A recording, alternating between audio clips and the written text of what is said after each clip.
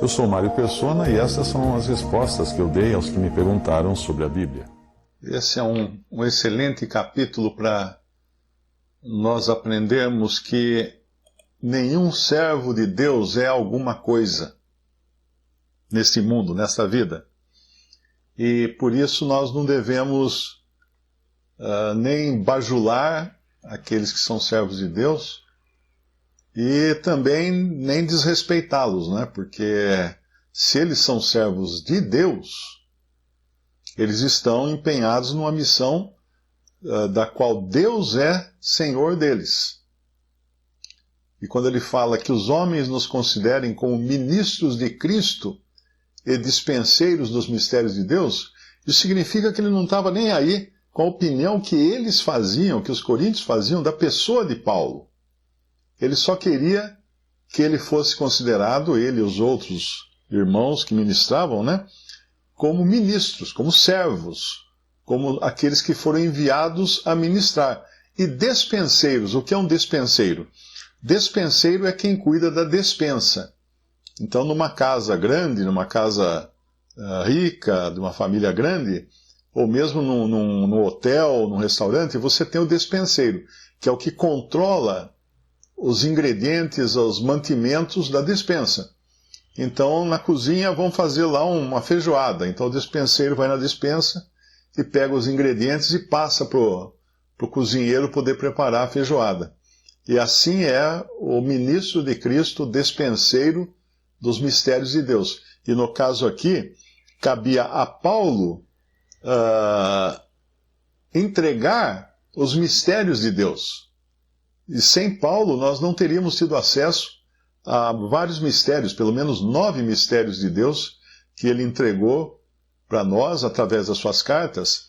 Por isso que hoje muita gente na cristandade que rejeita o ministério de Paulo, rejeita a Deus, que entregou a Paulo os mistérios.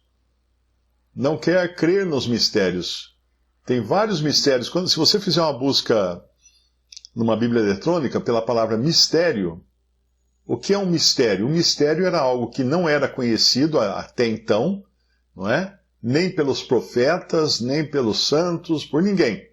Aí o Espírito Santo entregou, então, esses mistérios, essas coisas desconhecidas, nas mãos do apóstolo Paulo e dos outros apóstolos, para eles entregarem isso neste momento que é o tempo final da igreja aqui na Terra. Então, que os homens nos considerem como ministros de Cristo e despenseiros do mistério de Deus. Não me interessa se me acha bonito, feio, alto, baixo, gordo, magro. É só isso que ele quer. Que eles respeitassem, então, essa designação que Deus havia dado a ele.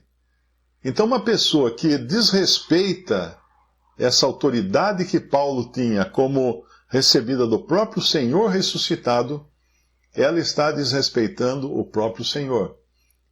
Ela está desrespeitando a cabeça da igreja, que escolheu aquele homem ali, e outros também, né? Para através deles entregar muitas das verdades mais preciosas que nós temos hoje. Nós não entenderíamos o Antigo Testamento sem o Novo Testamento e principalmente sem as cartas dos apóstolos. Pouca gente percebe isso. Um judeu, por exemplo, ele não entende o Antigo Testamento.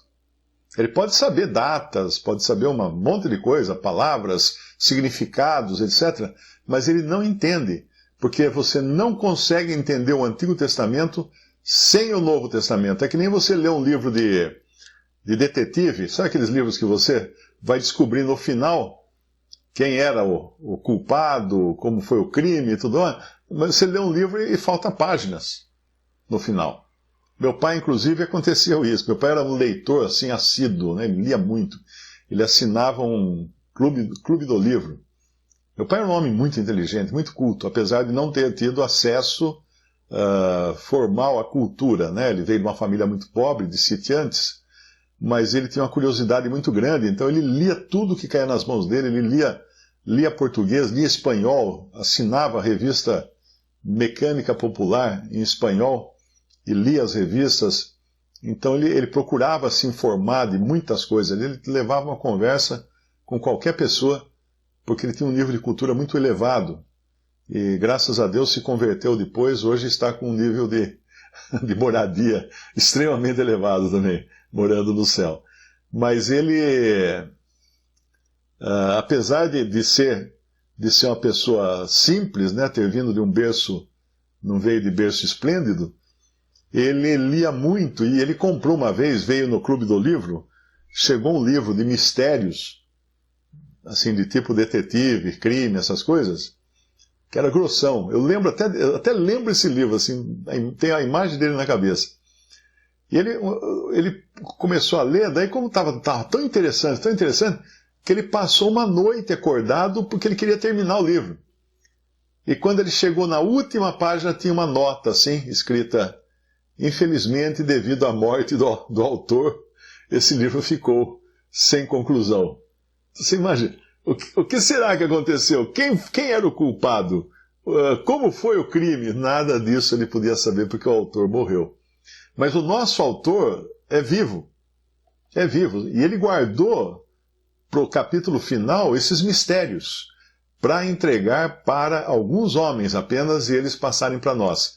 E aqui está então Paulo, que os homens nos considerem como ministros de Cristo, dispenseiros dos mistérios de Deus. Eu tinha uma lista aqui de quais eram esses mistérios. Então, pelo menos 9 desses eu sei que foram entregues a Paulo, mesmo porque os mistérios do reino foram entregues aos evangelistas, né? Porque eles falaram das semelhanças, né? O reino dos céus ou o reino de Deus é semelhante a isso, aquilo outro. Depois o mistério de Cristo e a igreja. Então Deus revelou esse mistério a Paulo, de Cristo, né, vindo ao mundo, a pessoa de Cristo, Deus e homem, e da igreja como sendo o corpo de Cristo e Cristo cabeça da igreja.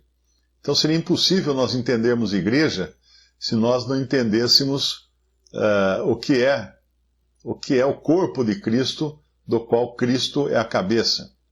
Depois ele nos fala do mistério da fé, que é justamente a base, o fundamento da nossa salvação, o mistério da piedade, o mistério da glorificação dos santos, como acontecerá conosco no futuro, o mistério das estrelas e dos castiçais, o mistério da oliveira, o mistério da iniquidade.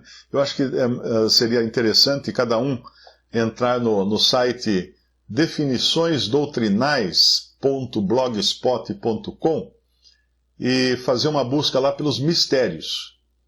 E aí você tem não só essa tabela, mas você vai ter também os textos explicativos de cada mistério. Porque veja que tem coisas que ainda vão acontecer, né? Que são o mistério da Babilônia, o mistério de Deus, o mistério da iniquidade, que tem a ver com a besta e o anticristo. Então tudo isso vai ainda acontecer e é interessante a gente conhecer. Mas vamos voltar lá então no nosso capítulo, porque ele vai falar da responsabilidade de um ministro ou de um despenseiro. Qual a responsabilidade dele? Requer-se dos despenseiros que cada um se ache fiel. Então, fidelidade nos escritos de Paulo é uma coisa que nós podemos confiar. Muita gente tem dúvidas se ele falava da cabeça dele, se ele falava do que era realmente do Espírito Santo, mas nós não teríamos a maior parte do Novo Testamento se não fosse pelos escritos do apóstolo Paulo, que foram revelados ao apóstolo Paulo. E aí no versículo 3 é que ele dá de ombros, né, para como eles o julgavam, o que os coríntios pensavam dele. Todavia, a mim muito pouco se me dá de ser julgado por vós, ou por algum juízo humano. Nem eu tampouco a mim mesmo me julgo. Ele fala esse me julgo, não no sentido tanto de julgamento de pecados, né, que nós temos que estar o tempo todo nos julgando a nós mesmos e confessando os nossos pecados. mas ele fala mais no sentido de ele se considerar como sendo alguma coisa, como ele se considerar como sendo importante em alguma questão. Porque em nada me sinto culpado, ele vai falar agora no versículo 4, mas isso tem a ver com o seu serviço cristão. Então, dentro do seu serviço cristão, ele não percebe nenhuma irregularidade. Ele não quer dizer que ele esteja falando da vida, da sua vida particular, de pecados que ele cometia. Ele está falando aqui do serviço cristão. É isso que é importante entender, né? Você pode ter, às vezes, numa empresa, um funcionário, um colaborador, que é um excelente funcionário da empresa, é funcionário do ano, está na plaquinha lá, a foto dele e tudo. Mas em casa é um cara relapso, que maltrata a esposa, maltrata os filhos, não dá o mantimento como deveria. Porém, na empresa, funcionário nota 10, né? Então, ele está deixando muito claro aqui, que ele está falando aqui do ministério dele. Do ministério, embora ele não fosse relapso na sua vida particular, né? Porque em nada me sinto culpado, no versículo 4, mas nem por isso me considero justificado, pois quem me julga é o Senhor. No versículo 5, ele fala uma coisa muito importante que serve para nós também. Portanto, nada julgueis antes de tempo, até que o Senhor venha, o qual também trará à luz as coisas ocultas das trevas e manifestará os desígnios dos corações. E então cada um receberá de Deus o louvor. O que isso quer dizer? Bom, nós somos muito propensos a fazer tietagem de irmãos. A considerar irmãos assim, nossa, olha aquele irmão, ele é maravilhoso, ele tem um lugar especial no céu. Nós não sabemos. Nada julgueis antes do tempo. Como é que nós vamos saber? Eu já conheci irmãos que eram assim, uma coisa incrível de conhecimento da palavra, de atuação na assembleia, e caíram em pecados horríveis e terminaram a vida de uma maneira assim, totalmente desgraçada. E eram irmãos respeitados. Um, pelo menos, que eu tenho memória, era muito respeitado, ensinava muito bem a palavra e tudo mais, e no fim ele acabou querendo causar uma divisão entre os irmãos, porque ele começou a se vangloriar, né? Ele ia na reunião, depois saía da reunião e falava assim, olha só, hoje só eu ministrei na reunião, que fraqueza que estão todos na reunião, né? Quer dizer, ele estava se considerando o bom. Deus não se deixa escarnecer, é muito importante isso. O fim dele foi muito triste, porque ele no fim começou a querer ganhar discípulos dentro da Assembleia, principalmente dentro dos mais jovens, né? E quando os irmãos o colocaram em disciplina por causa disso, por estar querendo angariar discípulos, ele abandonou a reunião e foi começar a partir o pão na casa dele. E levou 2 ou 3 jovenzinhos lá com ele, que foram na conversa dele, que hoje também nem estão mais reunidos. E ele mesmo passou um tempo, começou a se enfiar em jogo a dinheiro, né? Carteado, essas coisas. Começou a ficar viciado em jogo, em jogatina, em bebida, droga, e foi assim, mulher, ele era solteiro, né? No fim acabou juntando com uma mulher, depois não sei com quem, depois no fim acabou casando com uma mulher, essa mulher envenenou ele morreu, envenenado. Então, para a gente ver que o fim dele foi tão desgraçado que eu não tenho dúvida quanto à salvação dele, porque é uma pessoa que estava em pecado para a morte, né? Ele não servia mais para testemunho nesse mundo. Por isso que nós temos que andar sobre ovos e não nos vangloriarmos, não nos gloriarmos em qualquer coisa, porque todo louvor e toda honra cabe a Cristo. Ninguém não julgueis antes do tempo. Que tempo? O tempo quando todas as coisas forem consumadas. Aí ele vai trazer à luz as coisas ocultas das trevas, manifestará os desígnios do coração, dos corações, e cada um aqui conhece o seu coração e sabe que tem teia de aranha em muitos cantos, né? Tem muitas coisas sujas, tem muitas coisas erradas, que às vezes a gente guarda num cantinho lá, para ninguém saber, mas está lá. Pecado não confessado. E o Senhor um dia vai trazer tudo à tona. E então cada um receberá de quem o louvor? Dos irmãos? Não. De Deus. Cada um receberá de Deus o louvor. Porque o louvor dos irmãos não me interessa. Desculpe falar isso, né? Desculpe, não é nenhuma ofensa isso, mas não me interessa. O único louvor que me interessa e deve interessar a cada um aqui é o louvor de Deus. Não o que os irmãos pensam de mim. É claro que às vezes, se eu estou andando errado, eu preciso escutar o que eles pensam de mim. Eles podem me falar, você está andando errado, né? Então aí eu tenho que escutar e acatar, demonstração, exortação e tudo mais. Mas nunca jamais querer ser alguém na seara de Deus. Qualquer pessoa que quiser ser alguém na seara de Deus está tentando ocupar um lugar que só cabe a Cristo. Só Ele é digno de toda a honra, de toda a glória, de todo louvor. Homem nenhum. Homem nenhum. Por isso que eu não gosto muito.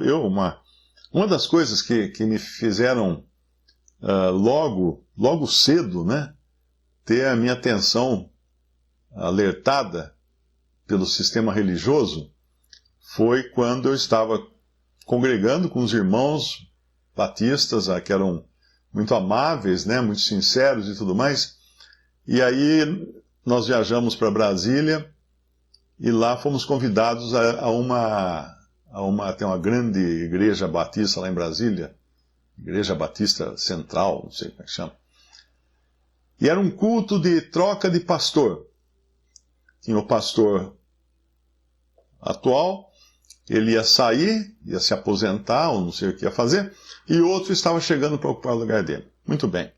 Nós fomos de jeans e camiseta, e chegamos lá, estava todo mundo de terno, gravata, vestido longo, o negócio era chique, era festivo, né?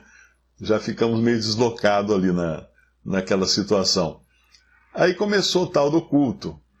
O culto era o culto ao pastor, não era o culto a Deus. Porque era um tal de um pastor subir lá no púlpito, porque o pastor fulano que sempre cuidou muito bem dessa congregação e blá blá blá blá blá blá blá blá blá blá blá blá. Aí ele descia do púlpito, aí subia o outro. Não, é muita bondade, mas quem realmente é uma pessoa extraordinária é o pastor Cicrano, porque ele trabalhou não sei aonde, papapi, papapá. Aí ele descia, subia o outro. E começava de novo a rasgação de seda. Daí ele descia, vinha o anterior. E começava... Eu falei, mas peraí. Ninguém convidou o Senhor para esse culto? É um homem babando em cima de outro homem. Que coisa horrível isso. Ali eu já saí descontente, eu achei uma coisa muito estranha aquilo. E eu não tinha muito entendimento também. Eu achava, quando você é novo, você entra numa denominação assim, você quer fazer tudo direitinho, quer seguir os costumes, né? Mas às vezes, os costumes não são também, né, lá essas coisas. Você não pode deixar o cérebro do lado de fora. Você tem que ter bom senso, tem que ter juízo. Você tem que julgar, não julgar a pessoa, mas julgar as práticas. Julgar as doutrinas. A Bíblia fala, o Senhor fala, não julgueis para não ser julgado, mas ele está falando da pessoa. De julgar intenções do coração, que isso só Deus conhece. Mas em outras muitas passagens ele fala, cuidado com o fermento dos fariseus. O que é isso? Julgue o fermento, a doutrina dos fariseus. Não é? E outras passagens que ele fala também para julgarmos ações das pessoas, julgarmos atos, julgarmos doutrinas, julgarmos palavras. Isso tudo é muito válido e necessário. Existe esse julgamento que cabe ao crente. Geralmente, quando você fala alguma coisa contra uma doutrina, a pessoa já vem assim, não, mas não julgueis para não ser julgado. Mas, minha filha, eu não estou julgando você, estou julgando a doutrina. Julgando o ensino. Porque se nós não julgarmos o ensino, por que o Senhor falou para tomar cuidado com o ensino dos fariseus? Não é? Então precisa sim ter um julgamento. porque senão a gente acaba entrando e caindo em qualquer bobagem que falar. Eu nunca esqueço, antes da minha conversão, eu estava metido em tudo que era bobagem orientalista, transcendental, espiritual, espiritualismo e todas essas coisas. E lia muito também esses livros como é que chama? Naquele tempo estava muito em voga, o Triângulo das Bermudas, essas coisas assim, esotéricas, né? E eu estava estudando em Santos e teve um congresso lá, e vieram os americanos para fazer palestra. E veio um americano que ele dizia poder encontrar pessoas perdidas, porque ele construiu uma máquina, que ele disse, ele não trouxe a máquina, porque ele falou que não deixaram ele entrar no país com aquela máquina. Então, a desculpa dele foi essa, né? Porque com a máquina você punha uma fotografia de uma criança perdida dentro, era uma caixote, né? Uma caixinha. Aí segurava 2 terminais assim e meditava naquela criança, aí você descobriu onde é que estava a criança perdida. Era pura lorota, sabe? Hoje eu vejo isso, eu era tonto, naquele tempo eu estava na fila do Me Engana Que Eu Gosto. Eu era completamente tonto, saí de lá com uma pilha de livros dessas coisas, achando que era tudo verdade. Mas o mais engraçado foi que ele no palco, era um texano, né? O cara, ele no palco, ele falando em inglês e do lado dele um rapazinho muito jovem traduzindo. Então o texano falava assim, o americano falava assim, I believe, bababi, bababá, bababá, bababá. Aí falava lá uma das bobagens dele, do Triângulo das Bermudas, ou das previsões do futuro e tal. Aí o tradutor, eu acredito, blá, blá, blá, blá, blá, blá, blá, blá, blá. Aí o americano, I believe, bababi, bababá, bababá. Aí o tradutor, eu acredito, lá. Mas chegou uma hora que o americano soltou uma bobagem tão inacreditável, que quando ele falou, I believe, o tradutor falou assim, ele acredita, ele acredita que é assim, assim, assim, assim. Nem o tradutor teve coragem de embarcar na mentira do cara, porque era muito mentiroso, né? O cara era muito mentiroso, muito sem vergonha. E eu paguei para assistir isso daí, isso que é pior, né? Pagava caro para ver esses congressos de especialistas americanos e tal.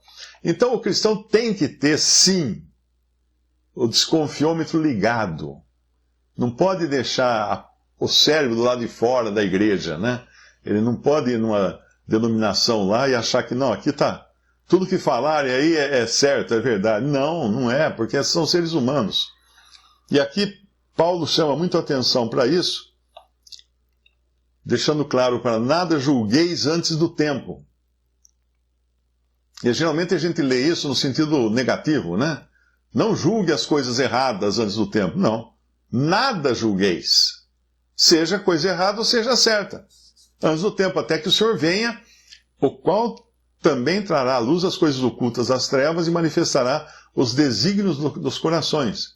E então, aí sim, cada um receberá de Deus o louvor. E aí ele vai falar no versículo 6, eu, irmãos, apliquei estas coisas por semelhança a mim e a Apolo, por amor de vós, para que em nós aprendais a não ir além do que está escrito, não vos ensoberbecendo a favor de um contra outro.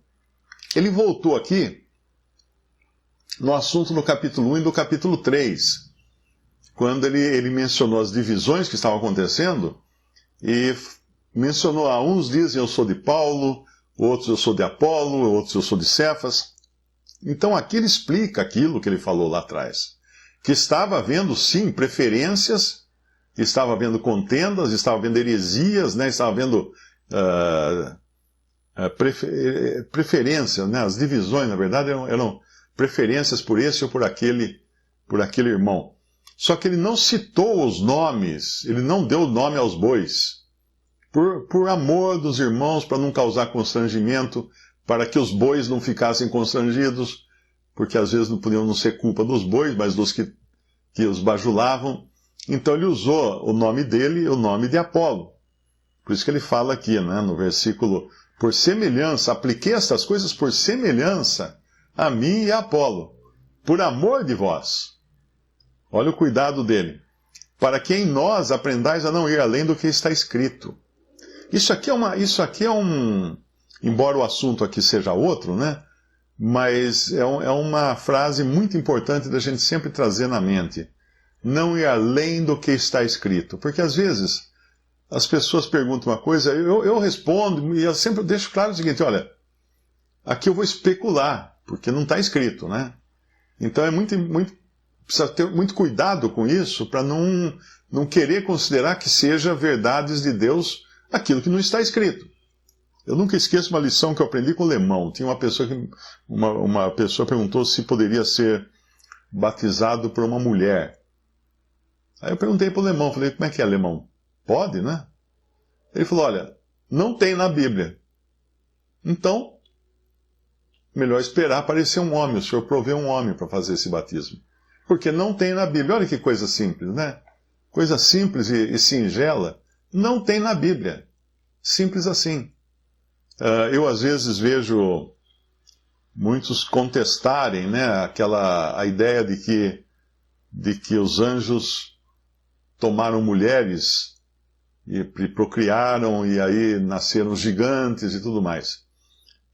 Eu sei que nem todos os irmãos aceitam essas ideias de Gênesis 6. Eu sei que nem todos. Macintosh, por exemplo, que foi um irmão muito usado pelo Senhor no século XIX, ele não faz qualquer referência a isso no seu livro de estudo do Gênesis. E seria uma coisa que ele faria referência, mas ele não faz. Provavelmente ele achava que não tinha subsídios, que não tivesse subsídios suficiente para fazer referência a isso. Mas já outros irmãos, inclusive o Darby e outros, já fazem referência a essas coisas. Então tem coisas que nós temos preto no branco muito claramente e não tem o que discutir, né? E tem outras coisas que são mais vagas e a gente anda sobre ovos, a gente caminha sobre ovos nesses territórios. Mas aqui, quando ele fala, para que em nós aprendais a não ir além do que está escrito, não vos ensoberbecendo a favor de um contra o outro. Então a soberba, né? Não tem jeito, a gente sempre se acha o melhor. A gente sempre acha que está com a razão. Não tem jeito. Isso é carne. Porque o único que tem a razão é o Senhor. A nossa carne quer ter a razão. E ele aqui deixa claro depois, no versículo 7, ele fala assim, porque quem te faz diferente? E que tens tu que não tenhas recebido? E se o recebeste, por que te glorias como se não o houvera recebido? Esse versículo é chave para entender. Primeiro, quem te faz diferente?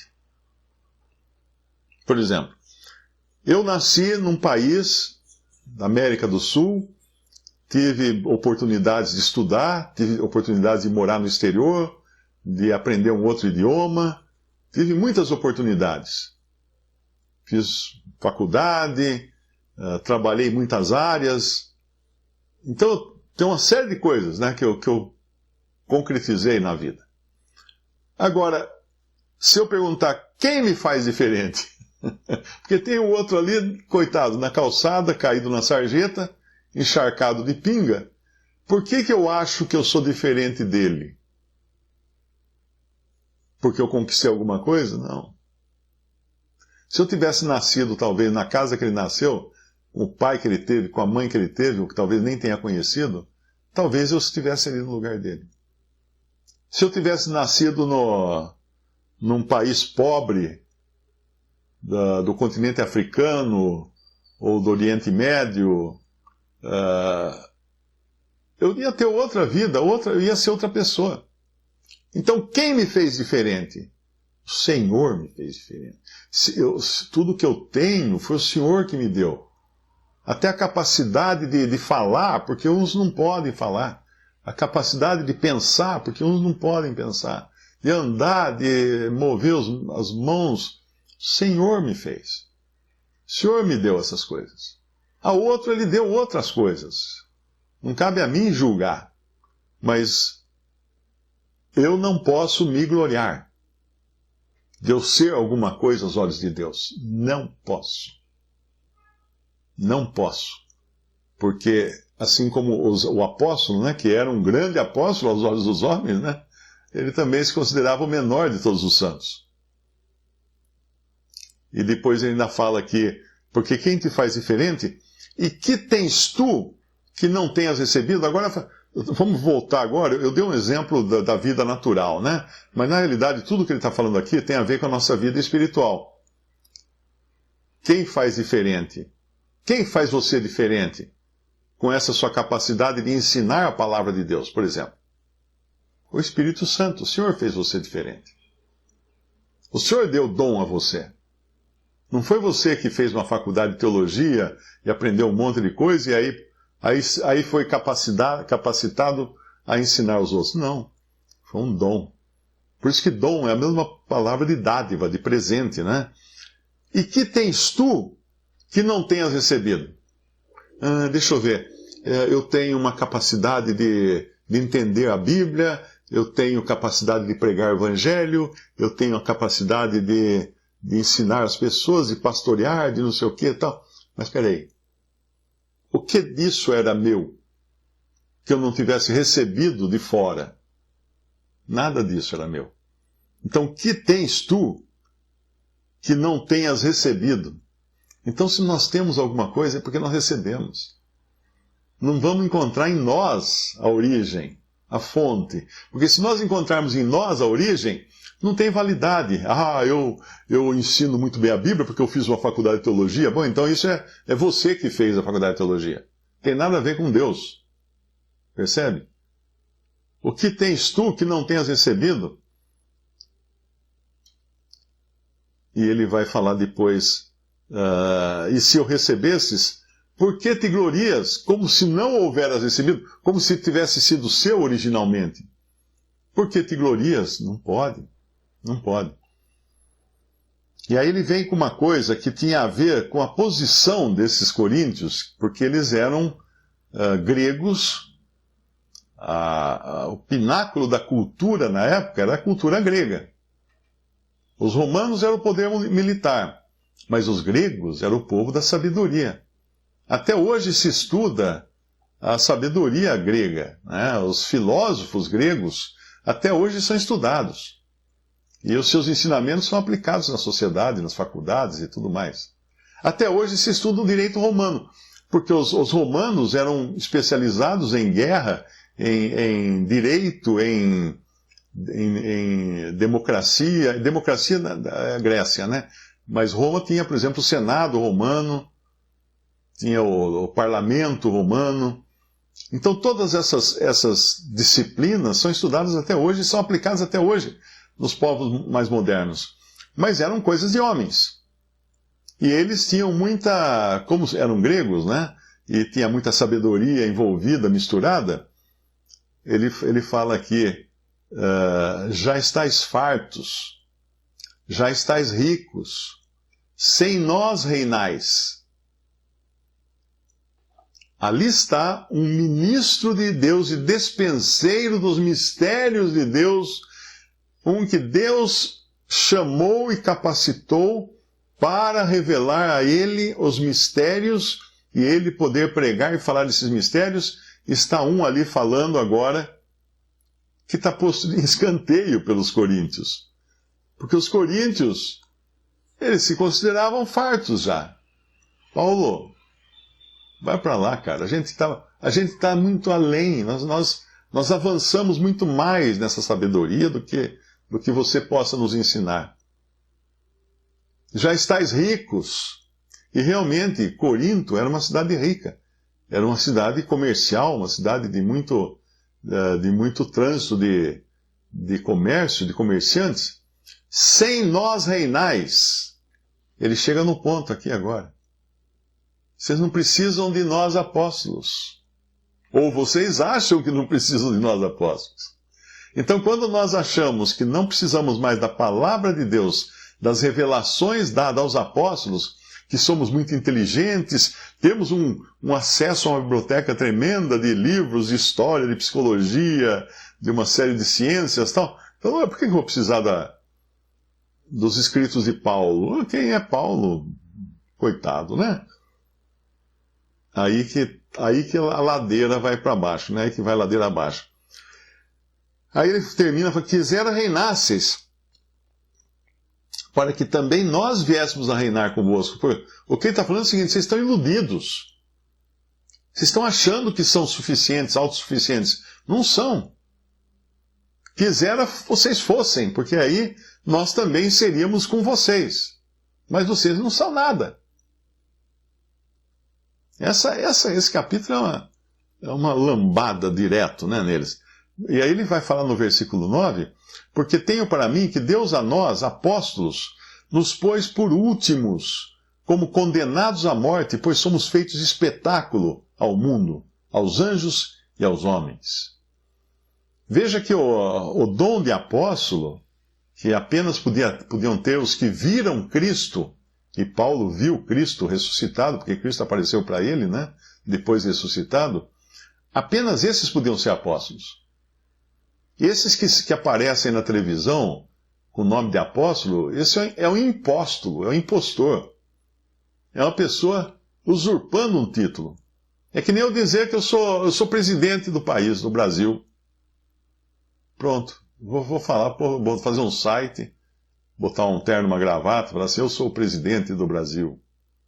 Vai adiantar? Não vai, porque eu não sou. Posso até ser preso, porque isso é usurpar um título ao qual eu não tenho direito. E ele vai mostrar agora que eles são um espetáculo ao mundo, aos anjos e aos homens. Eles, apóstolos. Porque eles estavam em evidência. Então, se tinha alguém que tinha que apanhar primeiro, eram os apóstolos. Agora eu pergunto para esses por aí que se dizem apóstolos, que põem um título, apóstolo fulano, apóstolo ciclano.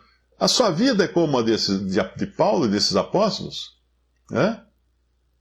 Veja que vida eles tiveram. Acho que ele andava de carro importado, de avião, de helicóptero? Não. Olha o que ele fala aqui.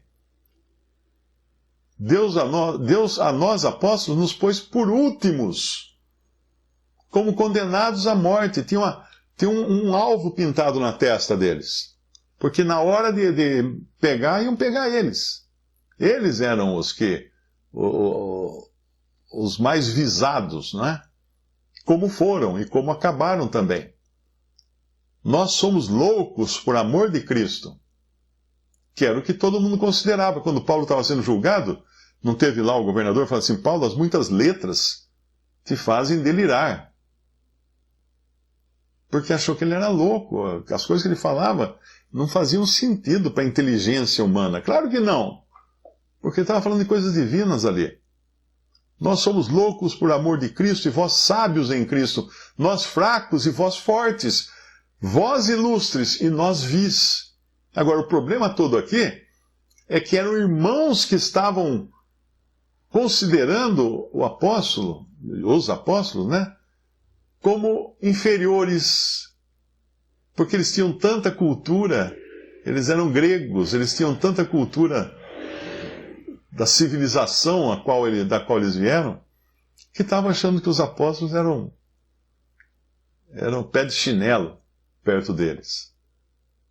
Olha o estado da igreja de Corinto, né? Hoje, se você perguntar assim: onde está a igreja de Corinto? Não está. Não tem mais nada lá. Por quê?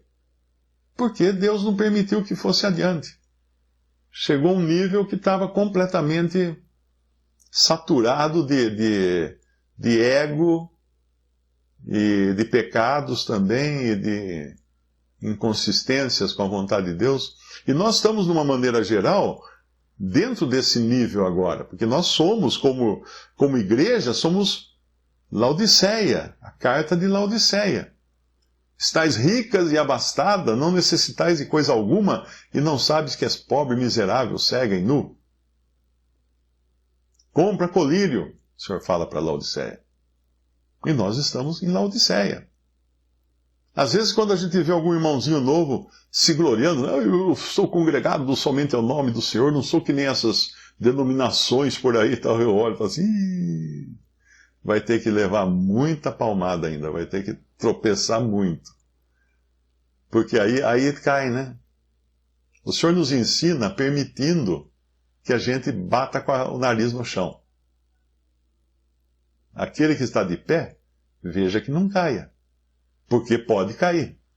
Não se perde a salvação, mas você pode perder a saúde, você pode perder a comunhão com Deus, você pode perder a sua reputação. Quantos crentes acabaram na sarjeta, né? Com a reputação destruída, porque tomaram um caminho na vida, estavam muito cheios de si, muito orgulhosos e acabaram despencando. Tinha um famoso...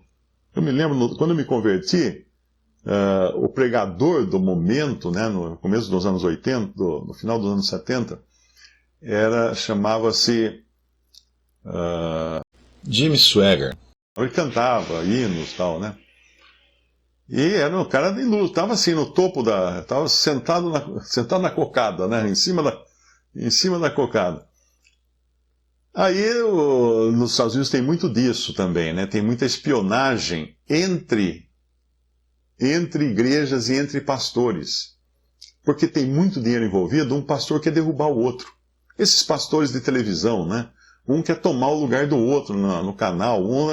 Então eles colocam detetives para perseguir, para investigar a vida do outro. Então, e esse aí, descobriram lá os detetives que ele costumava ir para um motel com uma prostituta. Daí derrubou tudo, né? A vida dele foi para o vinagre. No fim ele confessou que ele estava em pecado. E que desmoronou todo o império que ele construiu, né? A sua igreja, sua gravadora, desmoronou, perdeu a credibilidade. E a coisa que Satanás adora é fazer com que a gente perca a credibilidade. Porque daí vai chegar um e falar assim, escuta, você não falava que era cristão? Como é que você está vivendo assim agora? Como é que você está fazendo isso daí, fazendo aquilo? Então ali, quem hoje quiser se dizer apóstolo, precisa ler esse capítulo aqui. Precisa ler o capítulo 4 de 1 Coríntios. Não é? Nós somos loucos por amor de Cristo, e vós sábios em Cristo. Nós fracos, vós fortes.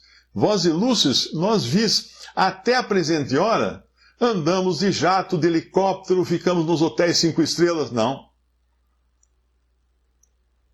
Até esta presente hora sofremos fome e sede, e estamos nus, recebemos bofetadas, não temos pousada certa. É esse tipo de vida que você vê os apóstolos da televisão vivendo? Não. Porque não são apóstolos. São impostores. Percebe? Nos afadigamos, trabalhando com nossas próprias mãos. Paulo tinha um negócio de fabricar tendas. Ele não comia às custas dos outros. Ele trabalhava. Ele dividia a vida dele entre o trabalho e o serviço para com o Senhor. Com o trabalho, ele podia, inclusive, ajudar outros irmãos, que ele fala isso lá no livro de Atos, né? Para não ser pesado para os irmãos. E, no demais, ele visitava as assembleias, ele pregava. Isso quando não estava preso, né? Não temos pousada certa, nos afadigamos, trabalhamos com as nossas próprias mãos, somos injuriados e bendizemos, somos perseguidos e sofremos, somos blasfemados e rogamos, intercedemos. Até o presente temos chegado a ser como o lixo desse mundo, como a escória de todos. Agora, hoje eu vi um vídeo e o homem que aparecia no vídeo, ele se diz apóstolo de Cristo. Mas ele não parecia nem um pouco alguém que é considerado o lixo desse mundo. Pelo contrário, ele estava ali recebendo o presidente dos Estados Unidos e a esposa, primeira-dama, vestido de roupas finas, sapato de verniz, anéis de ouro nos dedos, um cajado de ouro. crucifixo cravejado de pedras preciosas. Não me pareceu nem um pouco um lixo. E sendo ali, tendo a mão beijada pelo presidente de uma grande nação, não me pareceu nem um pouco alguém que é perseguido, alguém que é desprezado nesse mundo. Nem um pouco. Falando do Papa, né, que é o principal líder do catolicismo romano, como existem os líderes também das outras religiões que vivem em opulência, vivem no luxo, e são respeitados por governos, por governantes, por presidentes, por reis e tudo mais. Eu pergunto, isso aí não chama a sua atenção, não? Você vê essas coisas, você não sente nada, você acha que está tudo certo, está tudo ok, está tudo bíblico? Não, não está. Não está. Como eu falei, não deixe o cérebro fora da igreja. Use do seu bom senso. Você não precisa jogar fora o bom senso quando as pessoas vêm pregar para você. Não precisa. Eu me lembro de uma senhora, uma irmã, né, que morava perto da casa onde eu morei, e às vezes ela passava no portão, a gente ficava conversando, e ela tinha saído da igreja, que ela ia lá em São Paulo, uma igreja grande, né, aquelas de multidões e multidões. E ela falava assim, esse zóio que os bichos há de comer, viu cada coisa lá que você nem imagina. O pastor pregava que era pecado usar corrente de ouro. Aí ele mandava quem estava de corrente de ouro, de joia ou de pulseira, que viesse à frente, ele arrancava, falava, isso aqui é do diabo. Ia pondo num saco na mão do assistente dele. Aí a esposa dele, fez a campanha pelos pobres. Vamos trazer roupas para os pobres, mas só tragam roupas novas. Não vamos dar roupas usadas para os pobres. É aquela conversa mole, né? Aí essa senhora que ajudava lá também nos bastidores, então, ela foi descobrir que depois da campanha, caminhões de roupas novas para os pobres, a esposa do pastor abriu uma loja de roupa num outro bairro da cidade para vender as roupas. Então, uma pessoa que não enxerga isso merece ser enganada, porque as coisas são muito patentes. Leia esse capítulo. Compare se a vida dos homens que se declaram pastores, ou líderes, ou apóstolos, ou bispos, se assemelha à vida desses apóstolos. Se não, descarte. Está sendo enganado. Hoje um me escreveu e falou assim, Mário, existe cura temporária? Ele levou, não sei se a esposa, a cunhada, a prima, não sei quem foi, a mãe, numa dessas grandes denominações, aí foram lá no palco, fizeram aquele ziriguindum todo que fazem, né? E disse que ela foi curada. Mas depois de alguns dias voltou a doença. Então ele queria saber se é assim mesmo, que cura, mas depois volta. Coitado, ele não percebeu. Que fizeram? Deram um banho de sugestionamento na mulher, né? Mexeu com a mente dela, e ela se sentiu bem e tal, mas daqui a pouco nunca foi curada a mulher. Mas ele achava que não, que realmente ela teve uma cura, mas temporária. Tem cura temporária na Bíblia? Todas as curas na Bíblia são temporárias, porque depois a pessoa morre, né? Não tem jeito. Então ele continua aqui, até esta presente hora sofremos fome e sede, estamos nus, recebemos bofetadas, não temos pousada certa, nenhum hotel 5 estrelas, e nos afadigamos trabalhando com nossas próprias mãos, somos injuriados, bendizemos, somos perseguidos e sofremos, somos blasfemados e rogamos, até o presente temos chegado a ser como o lixo deste mundo e como a escória de todos. Mas não escrevo essas coisas para vos envergonhar, mas admoesto-vos como a filhos amados. Visite respondi.com.br. Adquira os livros ou baixe e-books. Visite 3minutos.net. Baixe o aplicativo